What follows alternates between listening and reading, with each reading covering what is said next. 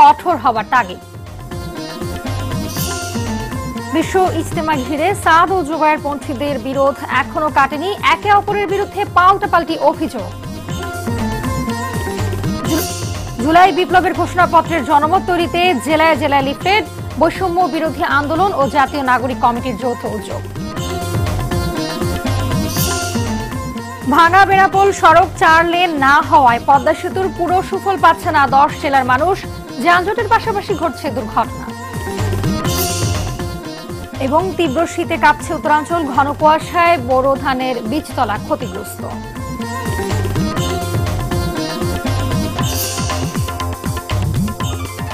আসসালামু আলাইকুম, স্বাগত জানাচ্ছি আরটিভি জেলা সংবাদে। আপনাদের সঙ্গে রয়েছি আমি হাবিবা আফরোজ। দেখছিলেন সংবাদ শিরোনাম, এবারে জানাবো বিস্তারিত সংবাদ। শুল্ক কমার পরও দাম কমার নাম নেই চালের বাজারে। প্রতিনিয়তই বাড়ছে চালের দাম। গেল এক সপ্তাহে চালের দাম বেড়েছে কেজি প্রতি 2 থেকে 10 টাকা। চট্টগ্রামের খোলা বাজারে দেখা যায় কাটারি 82 টাকা, জিরাশাইল 76 থেকে 78, নাজিরশাইল 85 থেকে 86, মিনিকেট আতপ 68, মিনিকেট সেদ্ধ 62 থেকে 66, স্বর্ণা 58 থেকে 60 টাকায় কেজি দরে বিক্রি হচ্ছে। এছাড়াও অপরিবর্তিত রয়েছে গরু ও ছাগলের মাংসের দাম। খুলনার বাজারে শীতের ভরা মৌসুমে সবজির দাম কমলেও বেড়েছে চাল, তেল সহ নিত্য প্রয়োজনীয় পণ্যের দাম। এদিকে দুদিনের ব্যবধানে হিলির বাজারে কমেছে আদা, আলু ও পেঁয়াজের দাম। কেজি প্রতি দেশি আলু 10 টাকা কমে 20 টাকায় এবং পেঁয়াজ প্রকার ভেদে কেজি প্রতি 5 টাকা কমে 40 থেকে 45 টাকা ও ভারতীয় আদা কেজি প্রতি 20 টাকা কমে 100 টাকায় বিক্রি হচ্ছে।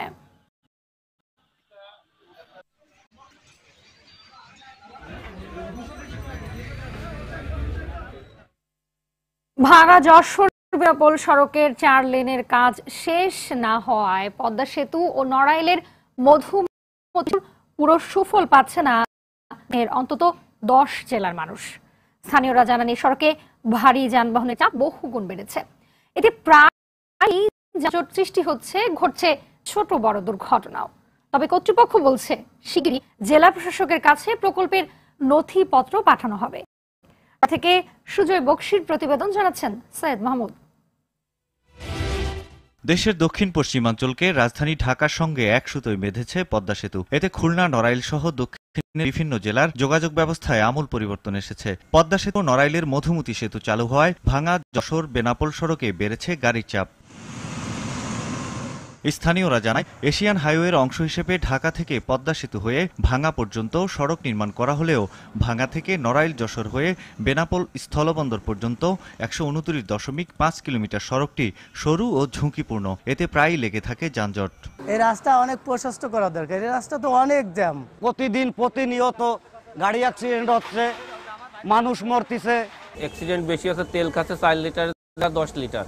বর্তমান সরকার আমাদের এই রাস্তাটাকে অতি দ্রুত সংস্কার করে বড় করে দিক। আগে তো কোনো পরিবহনের গাড়ি চলতো না, মানে 2 বা 3টা পরিবহনের গাড়ি চলতো। এখন এমন কোনো পরিবহন নাই, মানে শত হাজার গাড়ি বলা চলে, এখন প্রতিনিয়ত চলে। আসলে এই রাস্তা যদি এক্সটেনশন না করা হয়, এই নড়াইল জেলার জন্য বড় চ্যালেঞ্জ। চালেন প্রকল্পের অগ্রগতির বিষয়ে সড়ক জানায়, এরই মধ্যে জেলা প্রশাসকের কাছে প্রকল্পের নথিপত্র পাঠানোর প্রস্তুতি শেষ হয়েছে। ইতিমধ্যে আমরা প্রশাসনিক অনেক এগিয়েছি। ডিসি অফিসে আমরা অলরেডি প্রস্তাবনার জন্য কাগজপত্র রেডি করতে সমর্থ হয়েছি। সৈয়দ মাহমুদ, আরটিভি। সড়কে মৃত্যুর মিছিল থামছেই না। সকাল থেকে বিভিন্ন স্থানে সড়কে ঝরেছে প্রাণ আরো 4 জনের। গোপালগঞ্জে মোটরসাইকেল নিয়ন্ত্রণ হারিয়ে গাছের সাথে ধাক্কা লেগে 2 শিক্ষার্থীর মৃত্যু হয়েছে। সদর উপজেলার গোপীনাথপুর কোটাকোল অভ্যন্তরীণ সড়কের জালালাবাদ ইউনিয়নের দুর্গাপুর মন্দিরের সামনে এই দুর্ঘটনা ঘটে। যশোরে পৃথক সড়ক দুর্ঘটনায় এক এনজিও কর্মী ও এক নারী নিহত হয়েছে। সকালে এনজিও কর্মী অনুপ শর্মা বাড়ি যাওয়ার পথে আলম সাধুর সঙ্গে ধাক্কা খেয়ে ঘটনাস্থলে মারা যান। অপরদিকে সারসার শাখারি পোতা ও বোয়ালিয়া সড়কে মোটরসাইকেল ও ভ্যানের মুখোমুখি সংঘর্ষে সাদিয়া বেগম নিহত হয়। এই ঘটনায় একজন আহত হয়েছে।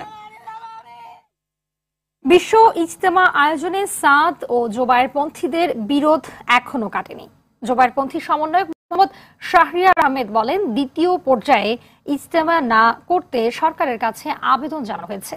বিতর্কিত বক্তব্যের জন্য তওবা না করলে মাওলানা সাদকে বাংলাদেশে আসতে দেয়া হবে না।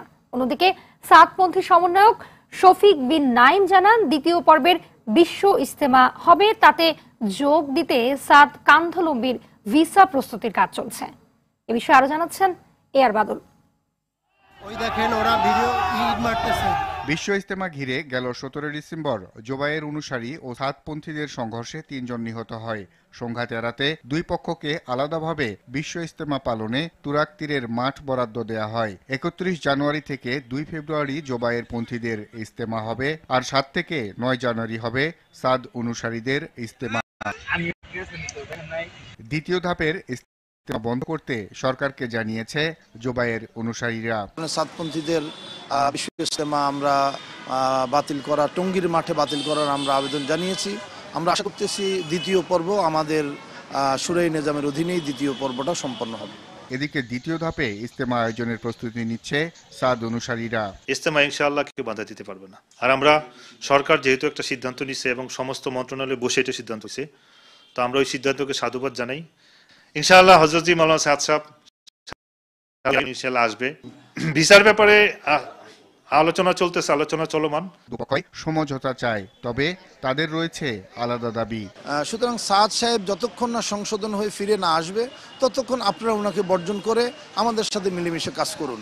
ওনারা যদি এখনো ওই প্রস্তাবে রাজি হয়, আমরা ওনাদের সাথে বুকে বুক মিলিয়ে কাজ করতে আমরা তৈরি আছি। তো একটা গোষ্ঠী চাইতেছে ইজতেমাটা বন্ধ হয়ে যাক এবং বাংলাদেশের এই ঐতিহ্য নষ্ট হয়ে যাক। বলবো যে সরকার নিরপেক্ষভাবে এটা নিয়ন্ত্রণ করুক, কোনো পক্ষপাতিত্ব না করে, এবং যারা তৃতীয় পক্ষ আছে ওনারাও দূরে থাকুক, তাহলে আমার মনে অনেক তাড়াতাড়ি এটা সমস্যার সমাধান হয়ে যাবে। এমন পরিস্থিতিতে সরকারের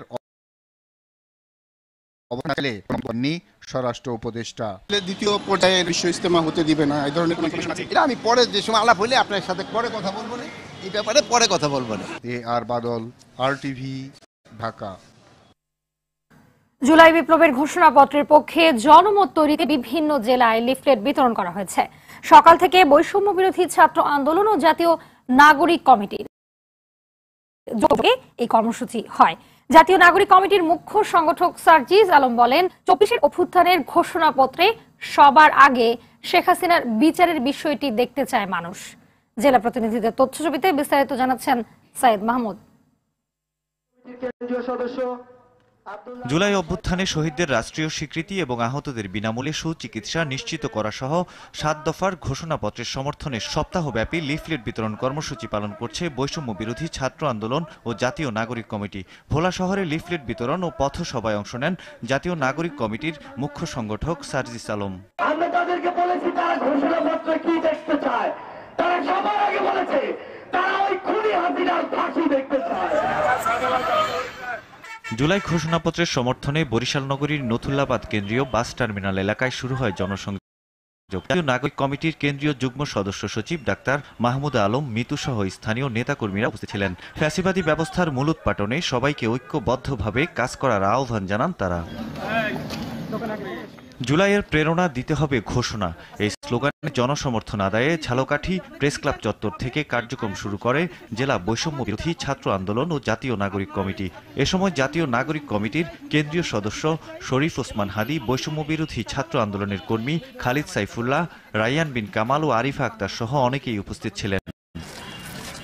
সিরাজগঞ্জ শহরের ইলিয়ট ব্রিজ এলাকা থেকে লিফলেট বিতরণ শুরু করে দুই সংগঠনের নেতাকর্মীরা। এ সময় জাতীয় নাগরিক কমিটির কেন্দ্রীয় যুগ্ম সদস্য সচিব সাইফ মোস্তাফিজ, বৈষম্য বিরোধী ছাত্র আন্দোলনের সিরাজগঞ্জ জেলার সমন্বয়ক সহ অনেকেই উপস্থিত ছিলেন। রিকশাওয়ালা থেকে শুরু করে বাজারের সবজি বিক্রেতা পর্যন্ত সবাই এই সমর্থন করছে যে জুলাই ঘোষণাপত্রটা দরকার। এই ইতিহাসের বৈষম্য বিরোধী ছাত্র আন্দোলন যে আন্দোলনটা করেছে সেটা দালিল রূপ হিসেবে ইতিহাসে থাকাটা জরুরি বলে সবাই মনে করছে। সৈয়দ মাহমুদ, RTV।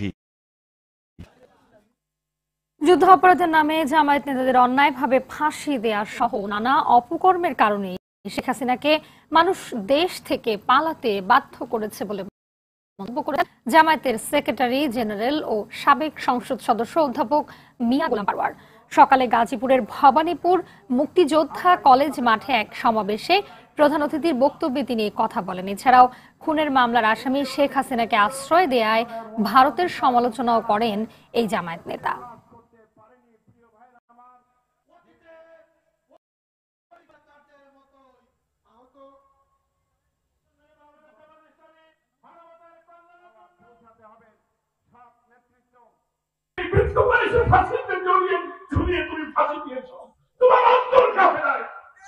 আসমান কেঁপেছে, জমিন কেঁপেছে, বাংলাদেশ এবং দুনিয়ার সমস্ত আল্লাহ আল্লাহ চোখের পানি ফেলেছে। আল্লাহর ঘরে কাবায় লুটিয়ে পড়ে আল্লাহ আরশে সেই দোয়া হয়তো কবুল হয়ে গেছে। তাই ইতিহাসের নিষ্ঠুরতম ফ্যাসিস্টের মতো পতিত স্বৈরাচার তুমি অপমানিত হয়ে বিদায় দিয়েছ। প্রাথমিক ও গণশিক্ষা মন্ত্রণালয়ের উপদেষ্টা অধ্যাপক ডাক্তার বিধান রঞ্জন রায় পোদ্দার বলেন, সারা দেশের প্রাথমিক পর্যায়ে প্রথম শ্রেণী থেকে তৃতীয় শ্রেণীর শতভাগ বই বিতরণ করা হয়েছে। তবে চতুর্থ ও পঞ্চম শ্রেণীর বই শতভাগ বিতরণ করা সম্ভব হয়নি। তবে জানুয়ারি মাসের ভেতরেই সব জায়গায় প্রাথমিক পর্যায়ে শতভাগ বই পৌঁছে দেয়া হবে। দুপুরে সুনামগঞ্জের নগর উপজেলার বিশ্বেশ্বরী পাবলিক উচ্চ বিদ্যালয় ও কলেজের শতবর্ষ উদযাপন অনুষ্ঠান শেষে সাংবাদিকদের প্রশ্নের জবাবে এসব কথা বলেন তিনি। এ সময় তিনি আরো বলেন, বইগুলো পরিমার্জন করায় সারা দেশে এখনো শতভাগ বই বিতরণ সম্ভব হয়নি। এইগুলো আমরা আশা করি এ মাসের মধ্যে সব জায়গাতে পৌঁছে দিতে পারবো। 4-5 বই নতুন করে কিভাবে লেখা হবে এটার কিন্তু প্রক্রিয়া এখনই শুরু হয়ে গেছে। মানে আগামী বছরই সমস্যাটা হবে না। অর্থাৎ বাচ্চাদের প্রাথমিক শিক্ষা দেওয়ার পাশাপাশি তাদের বিভিন্ন স্কিল শিক্ষিত করে তোলা হয়, যেন তারা প্রাথমিক পাশ করার পরেই কোনো কাজে যুক্ত থাকে। সুনির্দিষ্ট কোনো অভিযোগ না থাকায় সিলেট ওসমানী আন্তর্জাতিক বিমানবন্দর থেকে আটক চিত্রনায়িকা নিপুণকে ছেড়ে দিয়েছে ইমিগ্রেশন পুলিশ। এর আগে সকাল 9:30টায় সিলেট ওসমানী আন্তর্জাতিক বিমানবন্দরে তাকে আটক করা হয়। সিলেট বিমানবন্দর থেকে একটি ফ্লাইটে যুক্তরাজ্য যাওয়ার জন্য মুখে মাস্ক পরা অবস্থায় বোর্ডিং পাস শেষ করে ইমিগ্রেশন পার হচ্ছিলেন তিনি।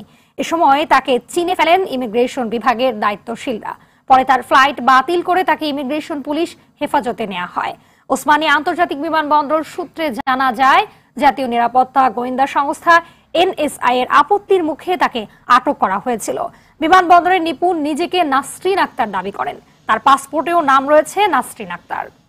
পুলিশের একটি দল 8 জনকে আটক করে কারাদণ্ডাদেশ আদেশ দেয়।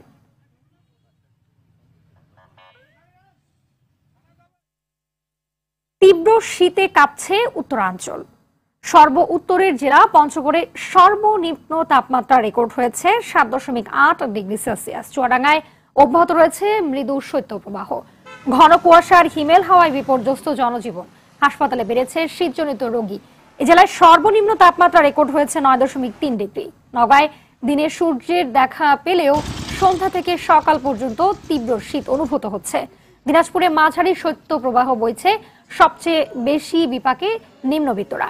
হিলিতে তীব্র শীত আর ঘন কুয়াশায় সারাদিন দেখা মিলছে না সূর্যের। কুড়িগ্রামে ঘন কুয়াশা না থাকলেও বেড়েছে শীত। শীতের কারণে প্রয়োজন ছাড়া ঘর থেকে বের হচ্ছে না মানুষজন। এতে ব্যাহত হচ্ছে স্বাভাবিক কার্যক্রম। মেহেরপুরে ঘন কুয়াশা আর তীব্র শীতে বোরো ধানের বীজতলা ক্ষতিগ্রস্ত হয়েছে। এতে ধান আবাদ নিয়ে বিপাকে কৃষকরা।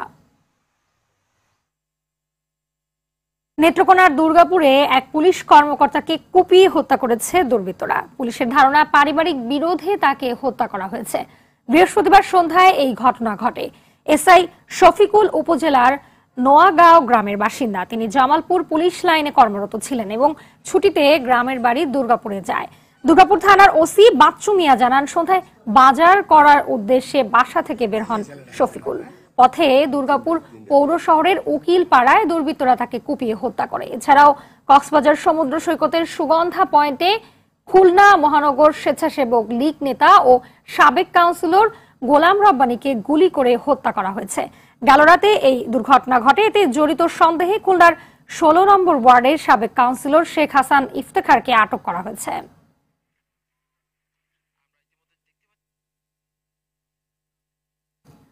চেয়ারে বসাকে কেন্দ্র করে ঠাকুরগাঁয়ের জনপ্রিয় ম্যাগাজিন অনুষ্ঠান ইত্যাদির শুটিং করার সময় মারামারি ও ভাঙচুরের ঘটনা ঘটেছে।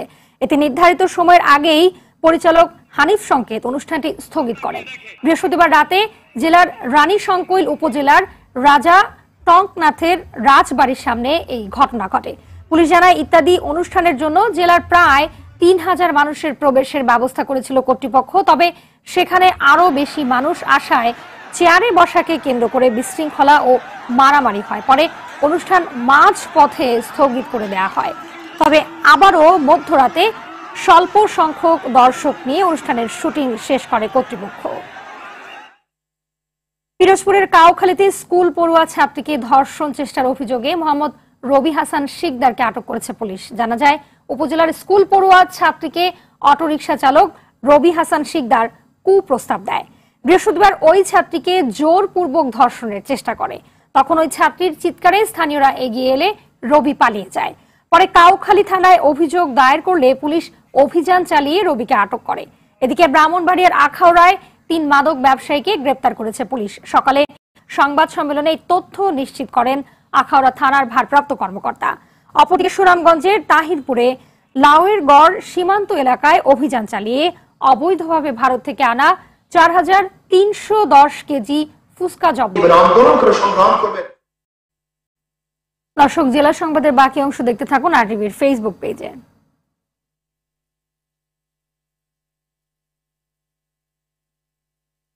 ঢাকা ১ সংসদীয় আসন পুনর্বিন্যাসের দাবিতে জনসচেতনতা তৈরিতে লিফলেট বিতরণ করেছে সংসদীয় আসন পুনরুদ্ধার কমিটি। দোহার ও নবাবগঞ্জ ২টি উপজেলা নিয়ে গঠিত ঢাকা ১ আসনকে ভাগ করে শুধু দোহার উপজেলাকে নিয়ে ঢাকা ১ আসন ও নবাবগঞ্জ উপজেলাকে ঢাকা ২ আসন ঘোষণার দাবিতে এই কার্যক্রম পরিচালনা করেন কমিটির সদস্যরা। আসন পুনরুদ্ধার কমিটির আহ্বায়ক মোহাম্মদ হুমায়ুন কবির ও সদস্য সচিব মোহাম্মদ রাসেল অভিযোগ করেন, আওয়ামী লীগ সরকারকে ক্ষমতায় বসাতে তখনকার নির্বাচন কমিশন ২০০৮ সালে ১৫৪টি সংসদীয় আসন কাটাছেঁড়া করে। তখন অযৌক্তিকভাবে ২ উপজেলাকে একত্রিত করে অভিন্ন আসন করা হয়।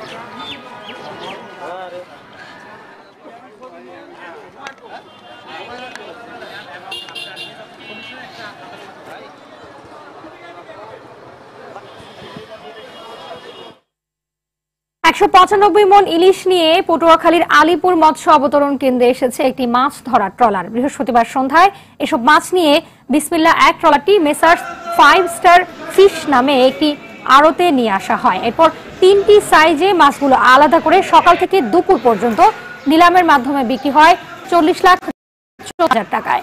জেলেরা জানান, ট্রলারটি গত ৬ জানুয়ারি আলীপুর ঘাট থেকে ১৭ জন জেলে নিয়ে সমুদ্রে ফিশিং করতে যায়। 4 দিন সমুদ্রের বিভিন্ন এলাকায় জালে মাছগুলো ধরা পড়ে।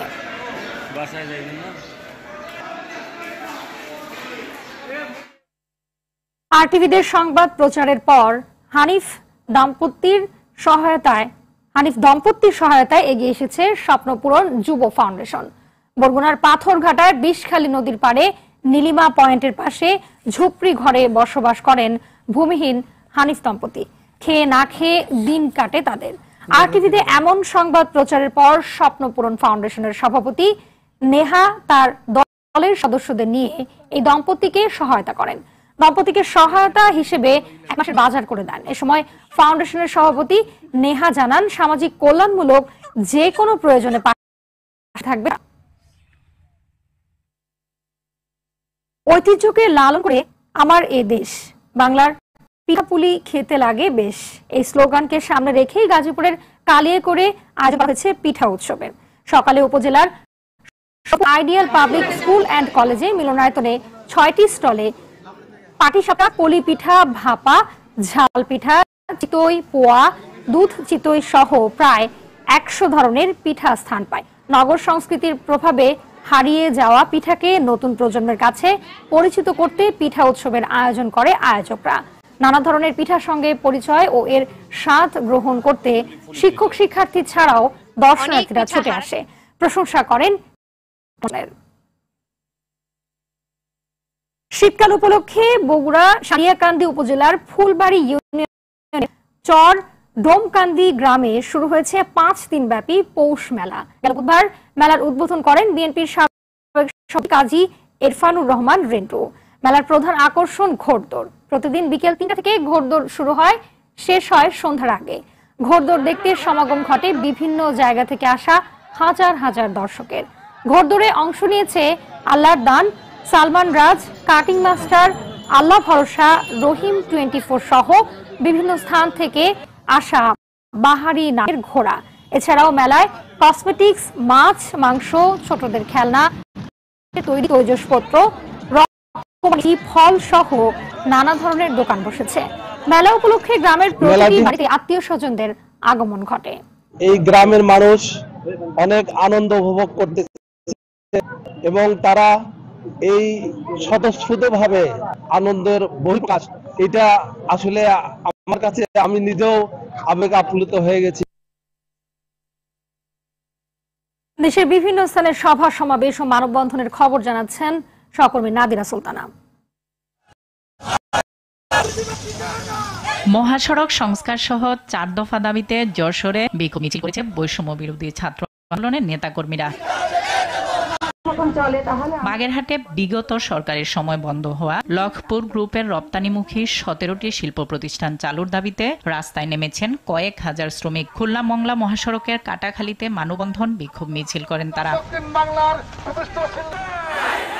সাতপন্থীদের নিষিদ্ধ করা সহ 5 দফা দাবিতে রাজশাহীতে মানববন্ধন করেছেন তাবলিগ জামাতের জুবাইরপন্থীরা। হামলায় জড়িতদের গ্রেফতার ও বিচারের দাবিতে রংপুরে বিক্ষোভ মিছিল সমাবেশ অনুষ্ঠিত হয়েছে। একই দাবিতে পটুয়াখালীতে বিক্ষোভ মিছিল করেছে উলামা মাশায়েখের মুসল্লিরা। দিনাজপুরের হিলিতেও বিক্ষোভ সমাবেশ করেছেন জুবাইরপন্থী ও সাধারণ মুসল্লিরা।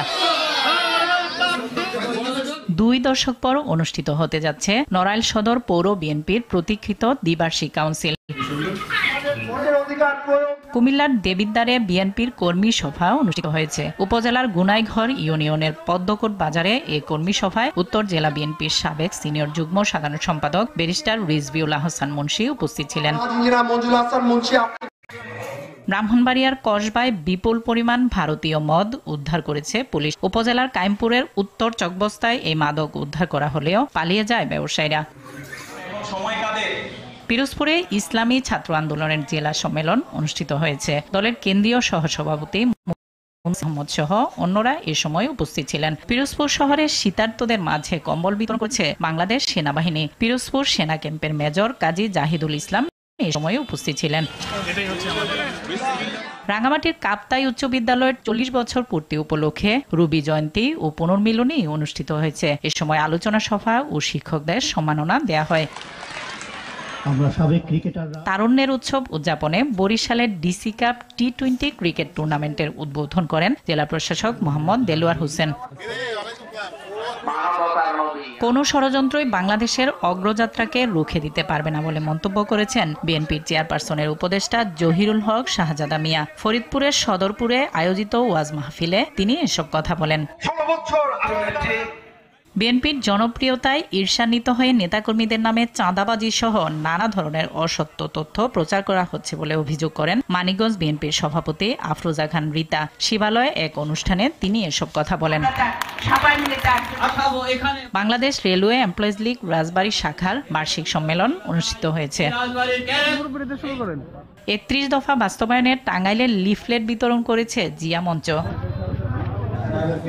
বরিশালে মেট্রোপলিটন পুলিশের এয়ারপোর্ট থানার ওপেন হাউস ডে অনুষ্ঠিত হয়েছে। Metropolitan police commissioner Mohammad Shafiqul Islam এ সময় উপস্থিত ছিলেন।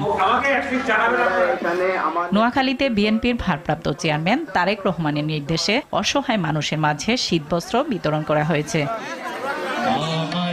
বৈষম্যহীন বাংলাদেশ গড়ার প্রত্যয়ে ময়মনসিংহে দ্রুহ উৎসব উদযাপিত হয়েছে। নগরীর শিল্পাচার্য জয়নুল আবেদিন পার্কে সামাজিক ও সাংস্কৃতিক সংগঠন জুলাই প্রবাহ এই অনুষ্ঠানের আয়োজন করে। নাদিরা সুলতানা, RTV। এই সঙ্গে শেষ করছি জেলা সংবাদ। শেষ করার আগে সংবাদ শিরোনামগুলো জানিয়ে দিচ্ছি আরো একবার। কোনোভাবেই নিয়ন্ত্রণে আনা যাচ্ছে না চালের বাজার। সপ্তাহ ব্যবধানে কেজিতে বেড়েছে 10 টাকা পর্যন্ত। সরকারকে কঠোর হবার তাগিদ। বিশ্ব ইজতেমা ঘিরে সাদ ও জুবাইরপন্থীদের বিরোধ এখনো কাটেনি। একে অপরের বিরুদ্ধে পাল্টাপাল্টি অভিযোগ। জুলাই বিপ্লবের ঘোষণাপত্রের জনমত জেলায় জেলায় লিফলেট, বৈষম্যবিরোধী আন্দোলন ও জাতীয় নাগরিক কমিটির যৌথ উদ্যোগ। ভাঙা বেনাপোল সড়ক 4 লেন না হওয়ায় পদ্মা সেতুর পুরো সুফল পাচ্ছে না 10 জেলার মানুষ। যানজটে পাশাপাশি ঘটছে দুর্ঘটনা এবং তীব্র শীতে কাঁপছে উত্তরাঞ্চল। ঘন বোরো ধানের বীজতলা ক্ষতিগ্রস্ত।